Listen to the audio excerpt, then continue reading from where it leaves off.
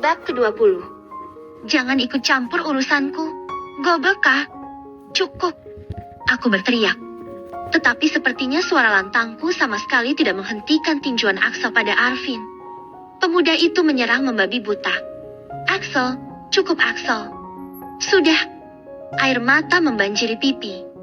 Aku menarik kasar baju yang Axel kenakan. Setidaknya agar laki-laki itu beranjak dari tubuh Arvin yang berada di bawah kungkungnya. Axel. Aku berteriak sekeras mungkin. Axel, Arvin hentikan. Pak Isa muncul di ambang pintu kelas. Berlari cepat, melerai pertikaian antara Arvin dan Axel. Beberapa siswa juga ikut melihat kejadian yang tidak seharusnya itu. Kenapa kalian bertengkar? Memangnya kalian mau jadi jagoan di sini? Sentak Pak Isa. Matanya melotot pada Arvin dan Axel. Tubuhku serasa lemas tidak bertulang. Terhuyun duduk pada salah satu bangku. Satu tanganku membungkam mulutku, menahan isakan. Ada yang mencabik-cabik di dalam dada. Arvin tidak menjawab. Darah segar mengalir dari sudut bibir dan pelipisnya yang berdarah. Tangannya mengusap-usap pada luka itu. Wajahnya tertunduk tidak berani menatap pada Pak Isa.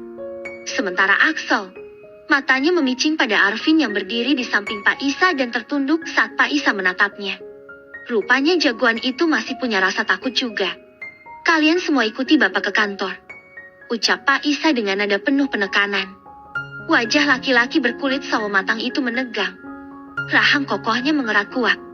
Aku tidak tahu apa yang terjadi pada Arvin dan Axel di ruang guru. Selepas pertengkaran itu, Arvin memintaku untuk pulang lebih dulu dan jangan mengatakan apapun pada Mama. Entahlah pengakuan apa yang Arvin katakan pada Pak Is tentang perkelahian yang terjadi antara dirinya dan Axel. Keesokan harinya, baik Arvin maupun Axel, mereka sama-sama tidak masuk sekolah. Aku belum mendapatkan kabar pasti alasan perseteruan mereka terjadi. Tidak mungkin Arvin ataupun Axel mengatakan jika pertengkaran mereka terjadi karena Arvin meminta Axel untuk bertanggung jawab atas kehamilanku. Karena itu sama saja bunuh diri. Hei, kamu! Tunggu! Teriak suara asing masuk dalam indera pendengaranku. Langkahku yang terburu-buru pun terhenti. Menoleh ke arah gadis blasteran Cina, bermata sipit yang tidak lain adalah Yeslin. Langkah kakinya cepat berjalan ke arahku, dengan wajah masam. Pasti sesuatu buruk telah terjadi dan membuat gadis berwajah cantik itu berubah. Kamu yang namanya Olivia? Ucap Yeslin dengan nada ketus. Iya, jawabku. 2 tahun sekolah di tempat yang sama. Baru kali ini aku berbicara dengan gadis bermata sipit ini. Gadis yang terkenal sebagai gadis tercantik di sekolah. Benar kamu yang kemarin diperebutkan oleh Axel? Gigi-gigi kecil nan putih itu mengerak. Kedua mata sipitnya berusaha terbuka lebar. Tetapi tetap saja terlihat sipit. Kulit putihnya memerah, terbakar amarah. Apakah aku yang menjadi alasan pertengkaran mereka? Bukan kehamilanku. Jawab. Yeslin menyetak. Suaranya menggema di lorong kelas. Beberapa siswa yang hendak pulang menoleh ke arah kami. Kamu kata siapa?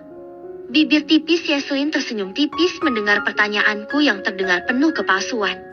Semua orang juga tahu kalau Axel bertengkar dengan anak IPA 1 itu karena memperebutkan kamu. Jemari telunjuk lentik itu terulur-ulur di depan wajahku. Ya aku mana tahu, kan mereka yang bertengkar. Kok kamu jadi nyalahin aku? Balasku. Melangkahkan kaki untuk pergi. Tubuhku terayun. Sebuah tangan menarik bahuku kasar. Aku menarik bahuku menjauh. Sebelum aku terjatuh, kuperingatkan sama kamu. Jangan coba-coba mendekati Axel. Dia adalah milikku. Ucap Yeslin penuh penekanan, dengan nada mengacam. Aku bergeming, membalas tatapan tajam Yeslin dengan tatapan yang sama, seperti yang ia lakukan padaku. Gadis bermata sipit itu pun pergi dari hadapanku. Aku membuang nafas kasar beberapa kali, menatap kepergian Yeslin. Aku sudah bilang sama Mama, jika hari ini aku ada ekstrakurikuler di sekolah, Mama tidak perlu menjemputku. Walaupun kenyataannya, hari ini aku ingin menjenguk Arvin di rumahnya. Angkutan umum yang membawaku tiba di depan sebuah gang kawasan perumahan. Aku turun dan naik ojek yang mangkal di depan gang. Rumah bernomor 304 menjadi tujuanku. Saat aku tiba, Rumah tampak sepi dari depan pagar. Tetapi, pintu rumah bergaya minimalis itu terbuka. Tanda jika penghuni rumah itu ada. Assalamualaikum. Aku menyapa dari depan pintu rumah. Memperhatikan ke dalam rumah dari sela-sela jeruji pagar yang tingginya melebihiku. Seorang wanita berkerudung besar muncul dari dalam rumah. Aku mengulas senyuman. Memberi kesan ramah untuk pertemuan pertamaku dengan sang pemilik rumah. Waalaikumsalam. Jawabnya berjalan ke arahku. Wanita yang memiliki kerutan pada wajah itu memperhatikanku lekat dari sela-sela jeruji besi. Tangannya membuka gembok pagar dan mendorongnya seukuran postur tubuh manusia. Siapa ya? Wanita berkerudung besar itu menatapku dari ujung kaki hingga ujung kepala. Aku rasa wanita itu adalah Ibu Arvin. Terlihat dari wajahnya yang hampir mirip. Saya temannya Arvin tante, pengen jenguk Arvin. Jawabku sopan. Seulas senyuman terukir pada bibirku.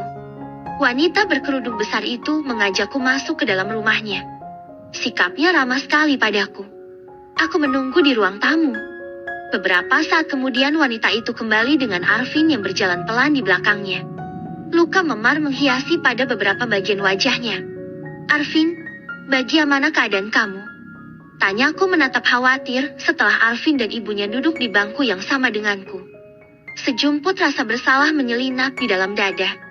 Karena, gara-gara aku Arvin jadi seperti ini. Tatapan Arvin melihat ragu pada wanita berkerudung besar yang duduk di sampingnya. Aku baik? Jawab Arvin lirih. Seperti sedang menahan sesuatu. Mau minum apa nak? Biar ibu buatin. Ucap wanita yang duduk di samping Arvin ramah.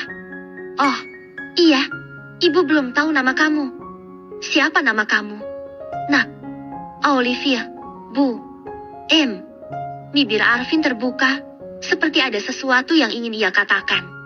Tetapi tertahan. Wajah wanita yang duduk di samping Arvin mendadak terkejut setelah aku menyebutkan namaku. Wajah yang dipenuhi keriput, berubah merah, marah. Oh, jadi kamu yang namanya Olivia? Suara wanita yang duduk di samping Arvin bergetar, seperti sedang menahan tangisan. Degupan jantungku berdetak lebih cepat. Kenapa? Apakah ada yang salah? Hatiku membatin. Iya, Bu. Aku menjawab dengan suara terbata. Suara lembut yang terdengar beberapa saat yang lalu, mendadak terdengar kasar di telingaku. Bu, Arvin menyentuh tangan wanita yang duduk di sampingnya. Seperti ingin menahan wanita itu agar tidak melakukan sesuatu. Ibu Arvin menepis tangan putranya yang berada di atas pengakuan. Wajahnya meradang, menatap padaku. Aku peringatkan sama kamu. Olivia, jangan lagi-lagi kamu mendekati Arvin. Gara-gara kamu Arvin diskorsing selama seminggu tidak boleh masuk sekolah. Wanita itu berucap penuh emosi. Ada kemarahan dari setiap penekanan ucapannya. Jantungku semakin tidak beraturan. Tanpa sadar tanganku saling meremas, menahan gugup dan takut yang sudah berada di puncaknya. Bu, sudah. Arvin mencoba untuk menenangkan ibunya yang kesal padaku. Mulai hari ini jauhi Arvin. Wanita itu menyentuh dagu Arvin, menghadapkan wajah memar Arvin ke arahku. Mataku berkaca-kaca. Aku tidak sanggup menahan rasa bersalah ini. Aku minta maaf, Tante.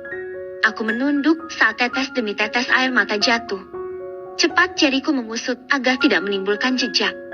Dada wanita yang duduk di samping Alvin bergerak naik turun.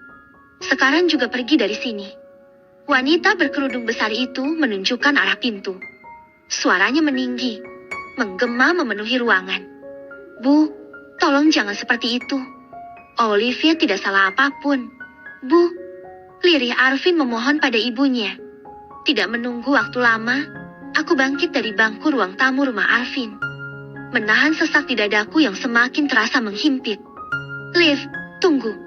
Aku minta maaf. Arvin, sentak wanita yang duduk di samping Arvin saat pemuda itu hendak menahanku. Saya permisi Tante. Assalamualaikum. Aku segera pergi, sebelum air mataku kembali tumpah. Seminggu telah berlalu. Seperti apa yang sudah aku katakan kepada Ibu Arvin, aku akan menjauhi laki-laki yang selama ini sudah sangat baik sekali denganku itu. Ya, semua yang menimpa Arvin memang kesalahanku. Jika saja aku tidak mengaku kalau aku tengah mengandung anak Axel, Mungkin hubunganku dengan Arvin akan tetap baik-baik saja dan tidak ada yang berubah. Tetapi semuanya sudah terlambat. Liv, tolonglah Liv, tunggu dulu. Aku ingin bicara sama kamu. Arvin mengejarku karena aku selalu saja menghindarinya. Tolong, Vin, jangan ganggu aku. Aku mau pulang. Aku mempercepat langkah kakiku. Hampir setengah berlari. Karena aku tidak mau perasaan Arvin semakin besar padaku. Langkahku terhenti. Karena sebuah tangan berhasil menjegalnya. Please, Olivia, tolong. Ada hal penting yang ingin aku bicarakan sama kamu. Arvin dengan wajah memohon saat aku menoleh ke arahnya. Lepaskan Arvin. Lepaskan aku. Aku berusaha menarik tanganku yang semakin dicengkeram erat oleh Arvin. Oke, aku akan melepaskan tanganmu. Tapi tolong, dengarkan perkataanku dulu. Oke, baiklah. Terpaksa aku mengiyakan ucapan Arvin. Arvin melepaskan tanganku perlahan. Sorot matanya menatap dalam. Kita datangi orang tua Axel, Liv. Mereka harus tahu apa yang sudah putranya lakukan sama kamu. Refleks kedua mata ini membulat. Apa? Maksud Arvin menemui Tuan Robert dan Ibu Cynthia. Bersambung.